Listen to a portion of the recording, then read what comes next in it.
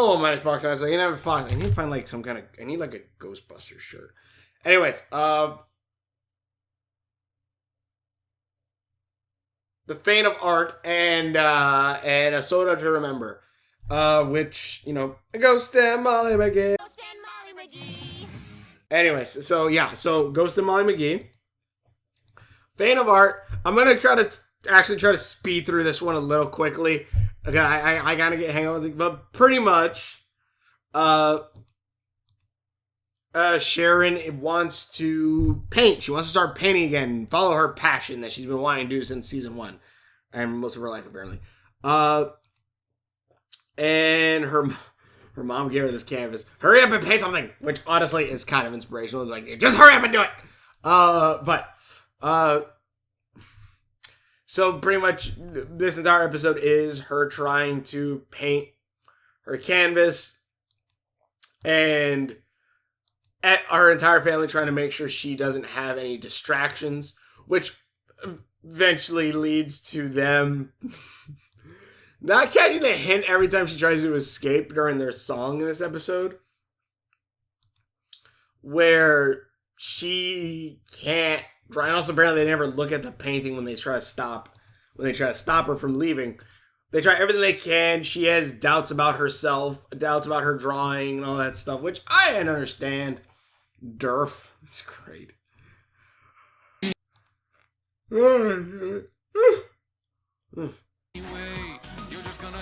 Oh yeah, the song, which just gives me straight like, never gonna give you up and never gonna let you down.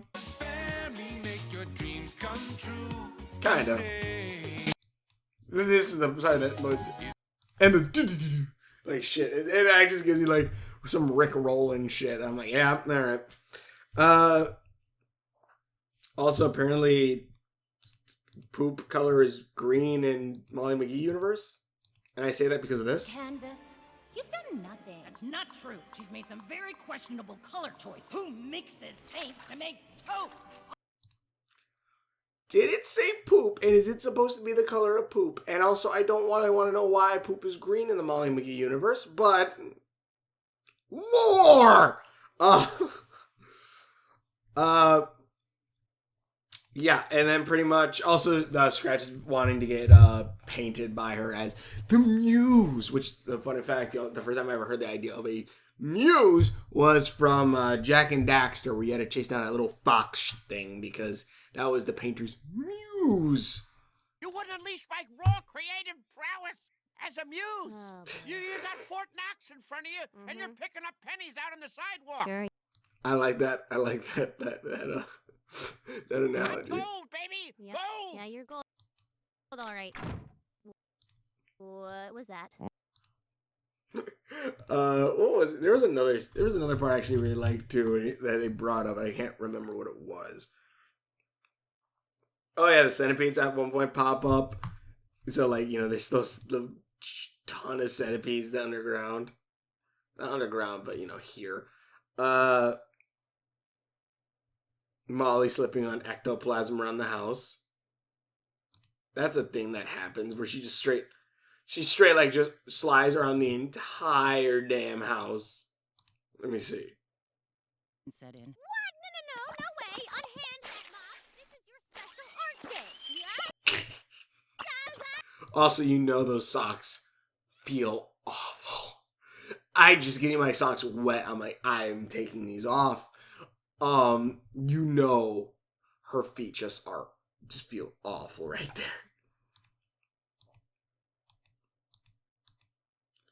Also, I think this episode has the most shape-shifting that Scratch has done in an episode, and it scares me more than a lot of things. Also, I want a cheeseburger. I actually had like a cheeseburger a little bit earlier. I should make another one. Mom, why do you not want to paint? You don't understand. I've been trying to paint all day and, well, just see for yourself. Nothing! Oh, shit. Mom, what happened to the masterpiece you've been working on? How did you not notice it? Because if I show the music video, I don't want to keep doing it because If you show the music video, they get down there a lot of times and drag her ass back down there. Not really catching the hint, which is really funny. Because it just reminds me of me and my own mother. The only difference is she'll say she'll do something, and then I'll tell her, like, hey, you gonna do that? And then she'll get mad at me for reminding her that she said she was gonna do that. And that's pretty much the end of that conversation. Like, are you gonna make the green smoothies today for us to drink? No, why not? Like, okay, fine, we're not having green smoothies. Goddamn. All day. You don't see it? Clearly, she's using negative space to represent the vast nothingness that is... Sharon, I tried, but I can't sell it. Some shit that the Kingpin fell for in Daredevil. Things are messy. Oh. And let's see. Good enough. Mom, And this is pretty much the synopsis of the whole I'm thing. gonna give you the kind of advice that you usually give me. Your art doesn't have to be perfect. It's an expression of how you feel. I actually really love the animation too, actually. No, it's not like, oh my god, mind blowing like Monkey Kid, but it is pretty damn good. Things are messy. Oh. I'll be proud of You like little squishes, I love that. It's you great. no matter how messy it gets. Oh. The little nudges. God, I love it. Since when did you start momming me, huh? I learned from the best. Disney really needs to go back to making fully animated movies other than CGI, really. I love 2D movies. Mind you, also, I like the new stuff that's coming out with, like, Into the Cosmos Spider-Man and Puss in Boots. That's some good shit. That's some good shit right there. Especially with, like, the idea of actually painting on Arcane. Arcane, honestly, is probably the best CGI show yet, and that's because it has, like, animation mixed with it, and it looks so damn good. Yes, we're all very moved. Now I've got a really good pose for you that I totally came I don't. No. myself. No. What am No. I thinking about, I guess? Scratch, you said it. I like the. Go! Damn it. Too much. Okay. Too much. I like the funny thing about, what am I thinking about? But also, like, too much ghost ass in this. Too much ghost ass. Too much ghost ass. Oh no! Mom's canvas! Oh, my corn, I'm so sorry, Mom! Oh no!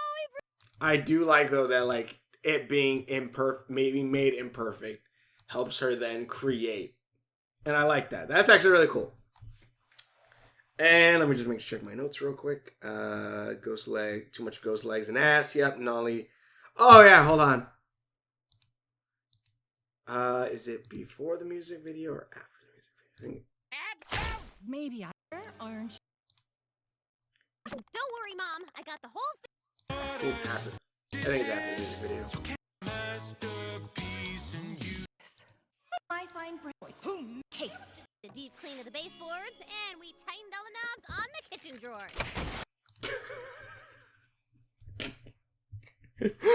She straight knocks herself the hell out.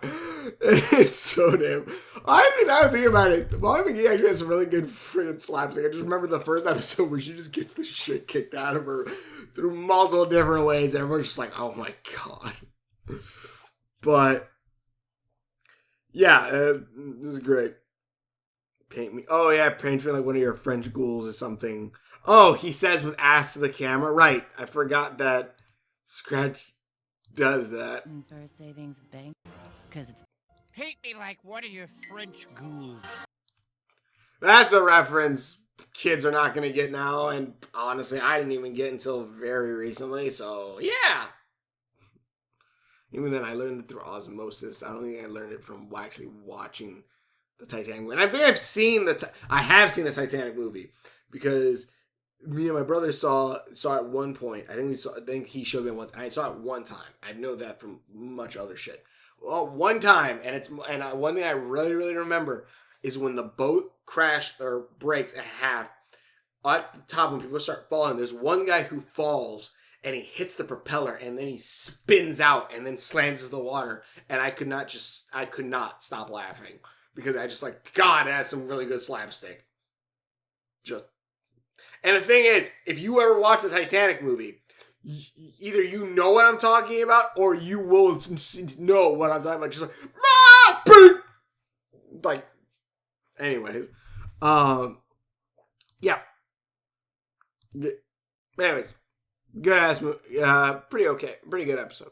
Then we have A Soda to Remember, which this episode, in a way, I was kind of dreading. Because Mr. Cyro, yeah, I believe it was Mr. Cyro. Mr. Cyro said, like, I can't wait for you to see the next episode after my last episode that I recorded, which saying, Wraith, Scratch seems to be canon from the last episode. And thinking about it, and then thinking about it, I'm like, do not tell me, because this show, I am a few weeks behind, do not tell me this show has already confirmed this, and I am so damn late that I just look like a dumbass. And I was gonna go with my backup title because I remember what I was originally gonna call the last episode, which was gonna be Molly sings about her racist boyfriend. Probably would have gotten a few more hits. Not gonna lie. Honestly, I just forgot about it, and I'm like, well, alright, goddamn uploaded it, whatever. But this episode, where it's a heist episode, which, and not gonna lie, as heist episodes go, I kinda called the twist at the end, I guess. Also, just this real quick. Shoulders back. I didn't mean to bring it up. Ruben's watching. One man, I don't know. But on that same note, crush, whatever. I think he has a crush on him. On that other note, I'm from Chicago. Do people usually, talk to their neighbors? Because I'm not gonna lie, I was living in Chicago for a good few years in the same house. Didn't know a goddamn neighbor. I think at one point they even had they had yard sales going on. And I would walk around the yard sale like, oh, do you live in another neighborhood? I'm like, no, I live down the block over there. I've been there for a few fucking years. Do know your neighbors? Is that a thing that happens a lot in other places? No offense, I am from Chicago, but your conversation of it is you look at each other with hate and disgust, and you're like, and then you keep walking. Actually, you look at each other and it's cold. It is. And then you keep walking. Like, God, anyways, that's something I wanted to bring up since the first episode, and it kept falling out of my head every time I tried to make that review. But pretty much, Libby, also when I saw Libby and Molly here, I'm like, ooh, are we going to see, Libby more interact with the neighbors now? I'm like, interesting. That's what I thought was going to happen. But then it comes up with Scratch, and Scratch brings up that he can't remember his past. Seriously? Grass doesn't remind you of any happy memories? Nope, not. Well, now that I think about it, you never talk about your life before you were a ghost. That's because I don't remember anything about my life before I was a ghost. And that's where these two then decide, we can help you remember something. And pretty much finds out that the only thing Scratch can remember is a soda pop. Oh, wait. I was going to take a nap. Good night. Come on, Scratch. At least try to remember. You're my best friend. I want to know everything about you. Fine. And he remembers the There soda was pop. maybe this one thing. Surly Sid strawberry soda, but What are you doing? Surly Sid Strawberry Soda, founded in 1909 and regarded as Also strawberries all over her the phone. tastiest soda of the Midwest until... Oh no! And ghosts. The factory shut down years ago! Oh, darn you! Society's improving health awareness! In the I mean, it's probably for the best, because if not, Coca-Cola would still have cocaine in it. That's an actual thing. That's, if you ever made you you drink Coke? Coca-Cola? It literally had cocaine back in the day. So technically speaking, if you said Coke and you meant either or, it's universal at that point. Anyways, so yeah, pretty much they then decide, all right, well, we're going to get soda, which Daryl thinks it's a great idea to bring the soda and show it to Molly while in school. Surly Sid! Tell me that isn't a soda. Which then gets this guy taking it and pretty much leads into a heist episode, which I did not expect. But also, I will say, like, as it, like, pretty much, like I said, like, no sword on your premises. He confiscates it. And pretty much leads to a whole, they're gonna rob the place. And I do like the hit, though I easily tell, like, okay, yeah, I can definitely see that Scratch 100% does not want to be doing this. You can also tell where he kind of sabotages shit. Although I will say one thing that I did believe, and then I'm like, oh, okay, was when he said, like, he couldn't get through a safe, which I'm like, I guess that actually makes sense, because if the safe is made of iron, and if they're going by, like, supernatural ghost rules, that iron keeps ghosts away and actually disrupts them and everything, having a safe that's made of iron would stop that. Which also, by that same logic, wouldn't it mean also that steel could also work against ghosts, because steel is literally just iron with a shit ton more carbon in it, if I remember correctly. And the thing is, if, like, let's say you take a sheet of steel, flatten it, beat the shit out of it, flatten it again, beat the shit out of it again, eventually you're going to be knocking out all the carbon after you superheat and all that shit. You're going to eventually knock out all the carbon and make that steel back into iron. This is your post-apocalyptic blacksmithing facts. Da-da-da. Anyways, so yeah, just FYI on that note. Also, folding a sword a shit ton of times does not actually make it stronger. It's tempering and, certain metals and all that stuff. Also, titanium is lighter than steel, but also apparently a titanium blade will not work as well as a steel blade, because the titanium blade actually has less weight to it, which means when cutting it technically works different, I guess, but also it can hold that much of an edge. And I learned all this shit from YouTube and videos from a YouTuber that I do not like anymore. So, yeah, no, screw him. Dude got mad saying Bowser was a simp in the new Mario movie, not knowing Bowser was always a simp. If that's not enough of a hint for you and showing why I probably stopped watching him, yeah, it's a good one. It's an easy way to figure out who it is, and also, he kind of sucks. And anyways, beside the point. And I bought his book too. I do want to read it, but also I want to read it to see if it's even any good. Which honestly, a little too bogged down with like sword stance, this, that, where I have to freaking go. Anyways, that's another story entirely. Ghost of Ollie. So yeah, these guys have to go ahead and the whole, like, they have this whole plan where. All right. Maverick. Oh, I really. Here's how this is gonna go. I love a good thief. Caper. We'll sneak into the art room while Miss Milo's just. I love the silhouettes and shit. She's always busy knitting. Using the art supplies, you'll create an exact replica of a Surly Sid's bottle. A counterfeit. I love this low effort, like, Libby kind of. I don't know, it's a low effort. I'm not entirely sure, but it's really good. Daryl will hack into the school's surveillance system and monitor O'Connor's.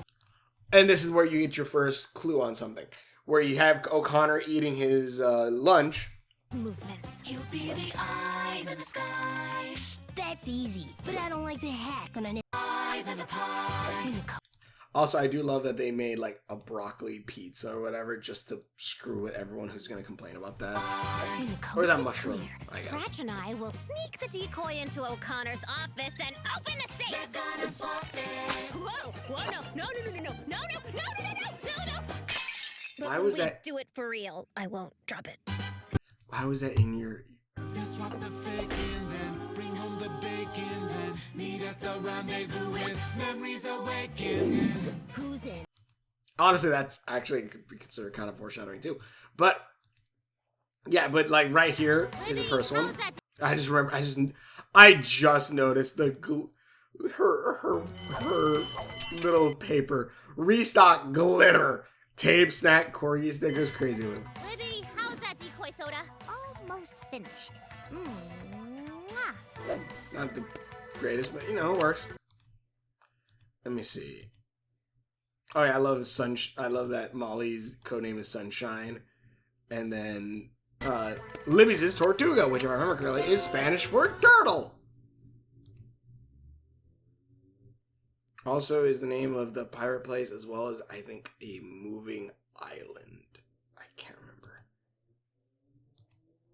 I think was it in Aladdin? Oh yeah, right here. I said O'Connor's in the teacher's lounge. Scratch! Are you kidding me? Tacos? Immediately setting up that, like, because if you paid attention to the other one, you saw O'Connor eating the tacos. I was like, did he literally just go steal O'Connor? Like, that was my first thought immediately. Was like, he went and stole O'Connor's tacos. You can't expect me to heist on an empty stomach. Which, I'll say this for, like, obviously it's like, you're wrong. Yeah, we don't need any big kind of thing. You know, it's a thing for, like, you know, have the younger kids, whatever, who watch the show, like, oh, I get it. So, like, I kind of understand the idea of, like, making it a very simple, quote-unquote, mystery. I am lunchless. Bates, was this you? It's right here. Where are my tacos? Yeah, see, so it's already setting up that, yeah, the tacos gone. So then O'Connor starts to head back, which then they need Libby to, which I'm not gonna lie, like, she's not bad with the accordion. It actually sounds pretty good. Bubba Bear is back in the bear cave. Sunshine. You and Groucho are up. You know who I mean. Use context clues. No, yeah, seriously, like, I don't know how you don't know who is who. But also the goo gloves is kind of great. Gross. But also kind of cool, actually. Okay. Like, Molly was about to grab with her fingers, and Scratch just goes like, "Are you insane? You're gonna get prints everywhere here!" And like, and she's like, yeah, and then she eventually does just touch everywhere and leaves prints. So, anyway, but yeah, so I'm just like, all right. I'm like, yeah, you just get your prints there, anyways. In any case, they open the safe. Turns out, I mean, I don't know why I came up with all these super cool code names if you guys on an unsecure channel. Also, like, pretty much try to open it. They try to open it. You know, Daryl went through that whole thing. Scratch's like, screw it. Scratch floats into the safe, opens it. Wait, I distinctly remember you saying that ghosts can't go through safes. Oh, that's See, another little thing is like, okay, yeah, something's up. true, which means this must be a pretty cheap model. Which I guess, exactly speaking, this episode could be considered about, like, picking up on context clues. Now that I'm thinking about it, that could technically be the lesson of this thing. Without it being told, it's the lesson, like, oh yeah, you saw O'Connor with the tacos, you saw Scratch eating the tacos, suddenly O'Connor is trying to go that way. You pick up that Scratch doesn't want to be here. Like, I think, this is a really smart episode.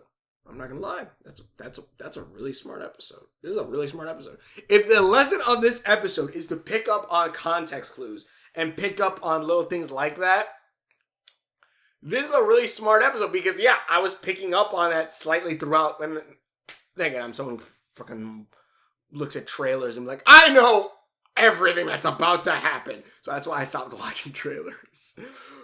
One of the reasons. But and also, it's just fun sometimes to go into something completely blind. Like, holy shit. Like, going to a Marvel movie completely blind, it's really damn good.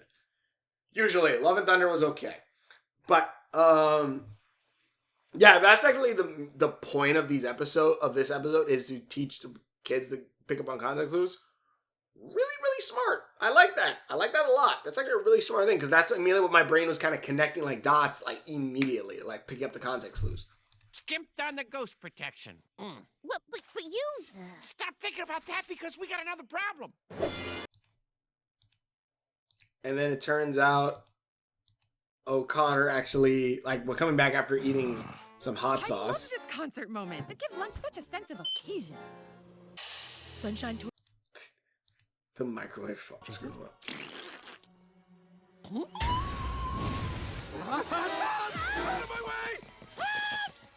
I'm not sure why Libby didn't try to contact them. Whatever.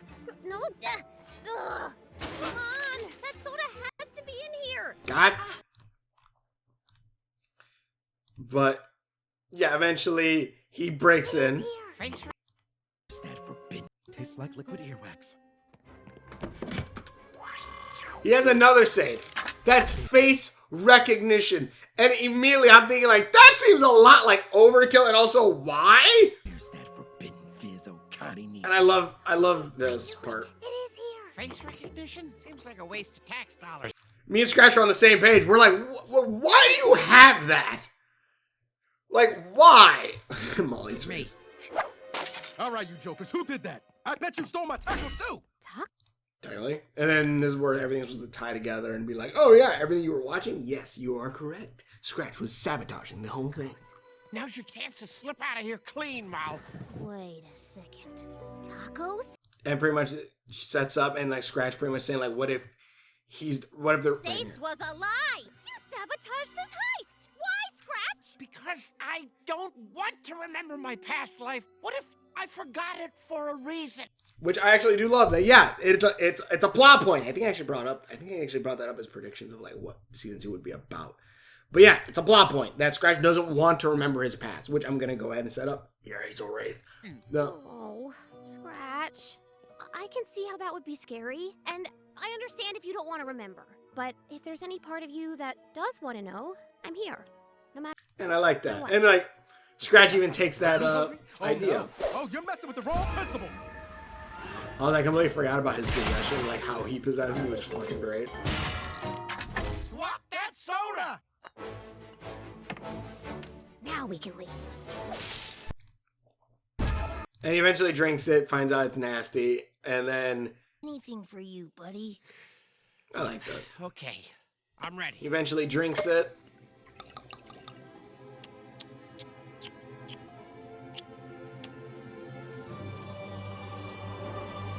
I saw this twist coming. Nothing. Really? Well, we tried. And hey, we got away with breaking into the principal's office, right, Daryl? You broke into... Also, I just realized Daryl's eyes are black, but Molly's eyes are brown, and so are Libby's. Where? Molly and Daryl McGee, get in here. Libby's like, I'm gonna leave. Oh, Corn. This is what happens when you don't respect the code names. And then I'm not gonna lie. When this part happened, it actually, like, I was like, okay, what is it going to be? It's going to be something stupid. Because I'm like, guessing, okay, he's going to have a memory flashback. Like, that's going to happen. I didn't expect exactly what would happen, though. Like, that was something I didn't expect would happen. Like, my guess was we're going to see something that kind of, you know, like, okay, it actually is this guy's his body. Or something along those lines. Then... Let's make a promise. Every time we drink this soda, we'll think of each other. That way, I'll never forget you, and you'll never forget me. And like that, I don't know, even right now, that gives me chills. Like, oh shit!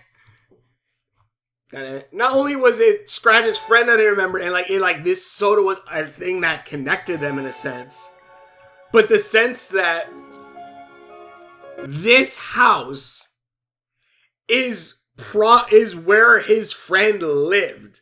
This was where his friend, supposedly his best friend before Molly lived. And I'm gonna go ahead and assume from the little bit of like her little, you know, whenever you drink the soda, we can think of me, some of that. She was probably similar to Molly. And also like, yeah, like her driving off this treadway and driving away. And just showing like, this was when like, not even like when he's adult, when he was a kid is when this happened. So, just that, like, kind of, like, I don't know, that hit me where I'm like, oh, shit, I got goosebumps from that. And, like, you know, look how sad he kind of was like, oh, my God, I just remembered something I completely forgot. Like, I remember someone I forgot. Like, it's like, oh, my God, it feels like, oof. And again, like, the idea that he, then, like, it even adds a little bit more to the idea of why he was haunting this house. Where it's a question of, was that his house? Which I don't think it was. I think it was his friend's house. And the reason why he was haunting it specifically is because he was waiting for his friend to come. Whether he knew it or not, he was most likely waiting for his friend to come home. That is why he's been haunting that house ever since. He's been waiting for her to come back. And by God, is that not like, oh my God, like that just adds another layer to this, like to this whole thing. Hell, it could even add a layer to like why he, like, not only why like he's scared people other than, it being his job, but a reason why he scares people away from this house specifically, because it was like, yeah, this is where my friend lived, and I'm waiting for them, and I'm gonna protect, and eventually, memories fade, and he just did it off of habit, maybe. But, like, I could see that being a reason. And I'm like, oh my god, that's so good. And, like, even then, like, if it shows that, like, he's still like that now, because we saw last season where the Mcgees got thrown out of the house, and he scared people away to protect it from, to protect it for his friend to come back home, for the Mcgees to come back home, his family to come back home. So we know that's part of Scratch's character. We know, like, he will protect someplace for his friends and or family. Like, I don't know. It's good. Maybe I don't give you too much credit on that some bits, but I love that. I love that idea, and it's so good. I love that. It's, man. Maybe I have to rewatch Gravity Falls.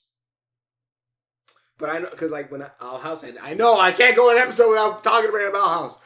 When Owl House ended, they did a thing where, like, the mystery, the 3 top cartoons. The Gravity Falls, Amphibia, Owl House. And I'm just like, does Gravity Falls does it really deserve to be there? And mind you, I had problems with Amphibia's ending. I had problems very much with Gravity Falls' ending. I had problems with Gravity Falls' ending before it was even the finale. And the whole thing with Dipper, like, Mabel, we're going to stick together. You can't follow your dreams because we have to stick together forever. It's like, he says the girl always wanted to get fucking married. Anyways, beside the point. Honestly, if you want to do, like, these 3 cartoons, like the triad, these 3 main cartoons together, it's not Gravity Falls, Amphibia, Owl House. It's, if I want to go by the ones I like more, Owl House, Molly McGee, Amphibia. That is that is this trio. It is not Dipper, Ann, and Luz. It is Ann, Luz, and Molly. That is the trio of this. Gravity Falls is its own thing. Back then, is it really good? I don't know. You put Gravity Falls with Star Versus for all I give a shit.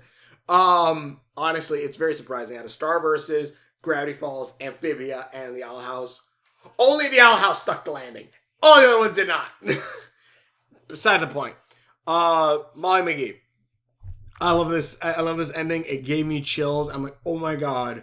That's so good. Which, this is a show where, like, again, I always say, like, there's usually a joke that just slaps you in the face. Though I will say, I don't think I've gotten that many hits in this season than I did last season.